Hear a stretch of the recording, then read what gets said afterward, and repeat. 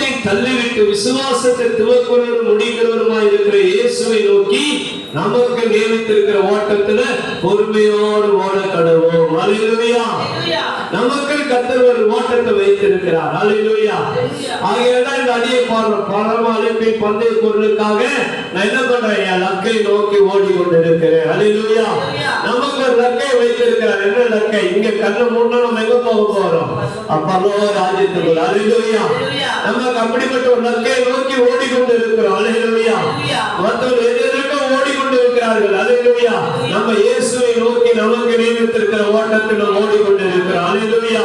அருமையான தேவனுடைய பிள்ளையே, ஆகையால் தான் இந்த அடியை பாரு லாபமான அனைத்தையும் நஷ்டம் என்று கருதுகிறேன். அப்போஸ்தலனாகிய பவுல் சொல்றாரு, கிறிஸ்து இயேசுவுக்கு லாபமான அனைத்தையும் நான் என்ன பண்ண நஷ்டம் என்று எண்ணுகிறேன். அல்லேலூயா.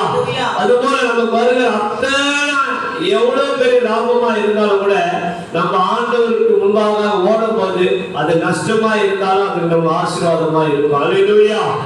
அல்லேலூயா. ஆகையால் மறுபடியும் இந்த அடியை பாடி, ஆண்டவரே எங்களுக்கு நியமித்திருக்கிற ஓட்டத்தை நான் ஓடி முடிக்க ஆண்டவரே எங்களுக்கு கிருபை தாங்கப்பா.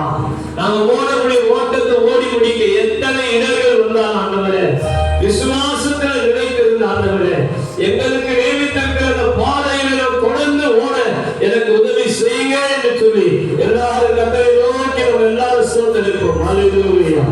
நமக்கு நியமித்திருக்கிற ஒரு ஓட்டம் உண்டு. அல்லேலூயா. அந்த ஓட்டத்திலே அல்லேலூயா நம்ம ஓடி முடிக்க கர்த்தர் கிருபை செய்யும்படியாக நன்றி அப்பா, நன்றி அப்பா, நன்றி அப்பா, நன்றி அப்பா. அல்லேலூயா. நன்றியோடு துதிக்கிறோம்.